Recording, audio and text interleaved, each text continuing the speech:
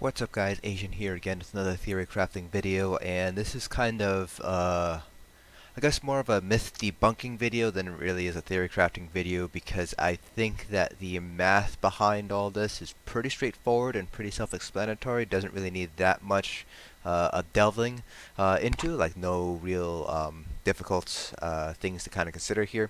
But this is still something I thought I should cover anyways, because I've been hearing this more times than I think is necessary in a couple of the discords and a couple of the guild chats that I've seen. So there is a content creator out there who suggests using Arrow Barrage on their stamina builds instead of Endless Hail. Now I have gotten a couple of comments from a lot of people who have asked me, why are they using Arrow Barrage instead of Endless Hail? Which morph is better? Why is this person using Arrow Barrage while everybody else is using Endless Hail? And so let's first take a look at the skills themselves to kind of answer this question. So the skill in question now is going to be Volley, and which morph do you choose? You have Arrow Barrage, which increases the radius of the morph as well as the range, so you can shoot it farther and it covers more of it, a bigger area. Or you can go with Endless Hail, which increases the duration, reduces the cost, but again, you don't get the increased radius or the range. So Arrow Barrage lasts for 8 seconds and costs about just under 3k stamina. Endless Hail lasts for 10 seconds and costs just shy of 2500 stamina. So you're basically saving about 500 stamina, 400 stamina between using Endless Hail compared to Arrow Barrage. Now the other thing that you also want to consider is that the damage ticks themselves. So if we go ahead and take a look at the damage ticks, we can see that Endless Hail out DPS's Arrow Barrage. That is pretty much going to be a no-brainer. Not only does it hit for harder initially, it starts with 1220 compared to 1182. But it also lasts for longer. So it ticks every half a second for 10 seconds, which means with Endless Hail, you're getting 20 hits of 1220. That ends up being ballpark about 24,000 damage. Now we take a look at Arrow Barrage instead. Arrow Barrage does 1182 every half second for 8 seconds. That's only 16 hits. That ends up being about, again, this is a ballpark figure, this is about 17 to 18k damage over that 8-second period. And in terms of just DPS, damage per second, just double it. So you have 2.4k DPS from Endless Hail. And then you have just shy of 2.3k DPS with Arrow Barrage. Now, that doesn't quite paint the whole picture, or rather it's a little bit misleading, because you have to also consider one other very, very important piece of equipment that pretty much all stamina and DPS run when you're running vet trials, and that's going to be the Maelstrom Bow. Now the Maelstrom Bow has a specific and unique enchant which increases the damage dealt by Volley by a certain amount each tick. So it starts with 161 for the initial tick, and then it increases by 56 for every tick afterwards. So the second tick will be 161 plus 56, the third tick will be 161 plus 56 times 2, and so on and so forth. And so Endless Hail, because it lasts longer, you will have a total of 4 additional ticks, which means that those ticks will hit harder and harder and harder. And when you combine that with the fact that each hit can crit, and crits scale very nicely with raid buffs, it pretty much becomes a no-brainer that Endless Hail is the one that you want to pick if you're going for pure DPS. The additional AoE, the additional range from Arrow Barrage, does not in any way, shape, or form outperform or justify using that morph over Endless Hail. The other thing that a lot of people don't really think about when you are picking different types of morph is how well does it fit into your rotation. So a good example of something like this would be Caltrops. A lot of people use Razor Caltrops instead of Anti-Cavalry Caltrops, and I'll be doing a video kind of exploring the differences in DPS, choosing between these two. But Anti-Cavalry Caltrops increases the duration, while Razor Caltrops add basically an initial hit. Now if we take a look at basically do the math again, and we look at the duration of Anti-Cavalry Caltrops compared to Razor Caltrops, and then look at the damage it deals, Anti-Cavalry Caltrops deals more damage. However, Anti-Cavalry Caltrops has a 14-second duration, so this ends up screwing up with your rotation. So by the time you need to recast Anti-Cavalry Caltrops, you pretty much are casting it with 1, maybe 2 seconds left on the duration, meaning that in the end, anti-cavalry caltrops actually ends up dealing about the same amount of DPS, or a little bit less, than razor caltrops does. So that's something you want to keep in consideration too. How well does this skill fit into your rotation? Because the bow bar, or Arrow Barrage, lasts for 8 seconds instead of 10 seconds, it doesn't fit very well into the rotation. And I'm going to do basically a parse doing Arrow Barrage and then a parse doing Endless Hail here, so you guys can get an idea of how well the kind of sense it, basically what I'm talking about when I'm talking about rotation fit. So I'm on my Stamnite Blade just because I kill things fastest with my Stamnite Blade. So we'll go ahead, this is with Arrow Barrage, and then we'll go ahead and morph to Endless Hail. So I am using Briar and Mechanical Acuity for this parse. So we see Endless Hail ran out.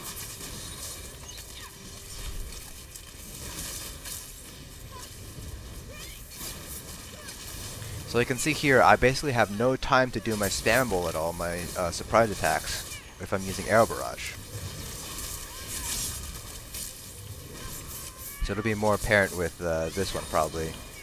You can see here I got exactly one surprise attack off with that rotation. Now what if I need to heavy attack for resources, right? Now my Endless Hail wasn't ticking there for a good like 2 or 3 seconds. Or rather my Arrow Barrage, I should say. And again, I don't really have time to do a lot of spam bowls on my front bar with this very short duration. I mean, it lines up okay with the other dots that you have on your back bar. You can see here again, that's about 3 seconds of time where you're missing a dot. So that's a pretty hefty blow to your DPS.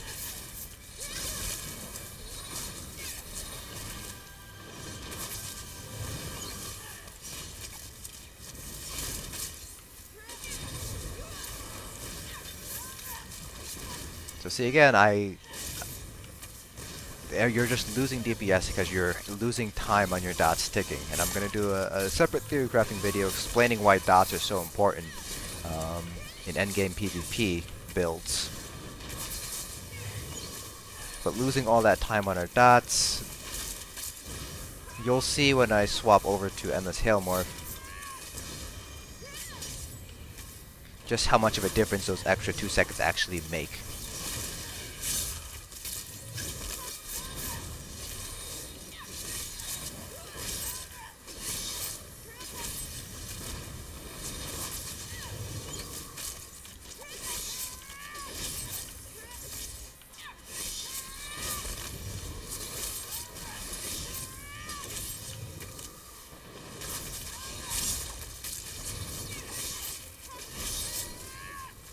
Alright, so that was 40.5.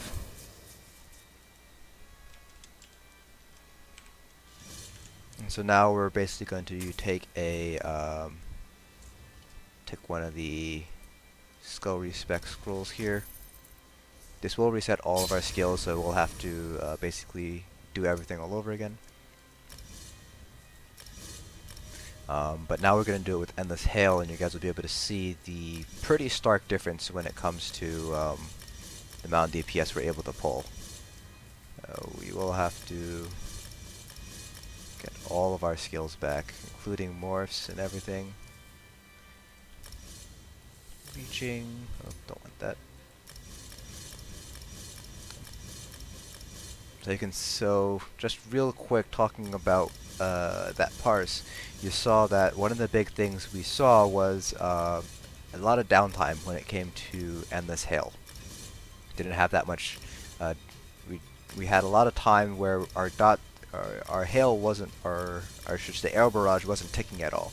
So we're losing out on an entire, 2 or 3 seconds of damage because we're using Arrow Barrage instead of Endless Hail. Now, because you're using a Maelstrom bow, you obviously want the ability to run out to its complete duration, so that way you get the strongest ticks at the end. But at the same time, you also want to bring it, start it again as soon as you possibly can, so that way you don't have any downtime on your dots. Racials. Then I need Alright, medicinal use. I won't get any other passives. Normally I have the other passives up. Then heavy armor for the health. Alright, and now we can go ahead and make our bars again. And so now you're going to be able to see the DPS difference between Endless Hail and Arrow Barrage. Our back bar. Reaching. So again, this is with Endless Hail, so we're getting 2 additional seconds or 4 extra ticks out of our Arrow Barrage now. Out of our Volley. Oh, I completely screwed my bars up entirely. I put the dual wield bar on my bow bar. So once we get out of combat, I will... Okay, there we go. Whoops.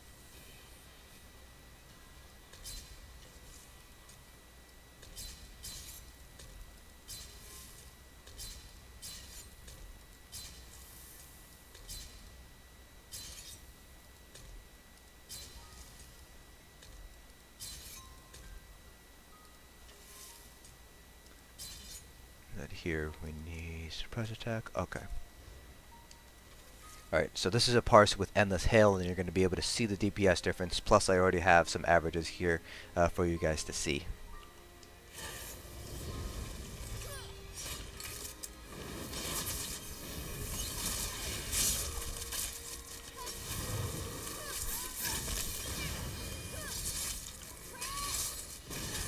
So you can see I got a lot more surprise attacks that time. I got quite a few off actually. So I have plenty of time after I reapply my front bar dots to get 1 or 2 surprise attacks in.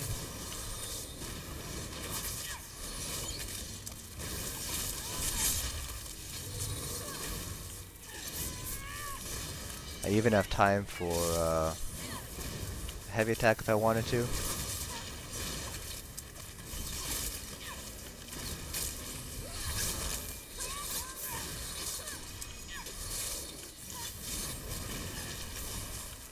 So I can see it just seems to fit into our rotation a lot nicer. We're getting a lot more spambles off.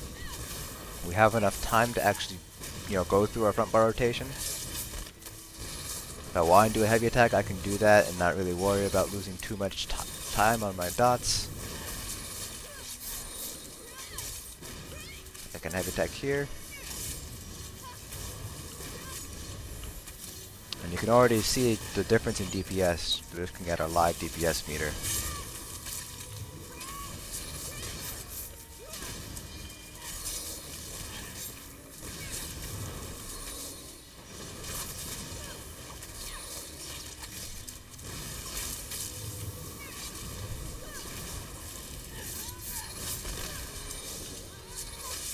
And again, I didn't change anything at all. The gear, our gear is exactly the same. All I changed was that one skill.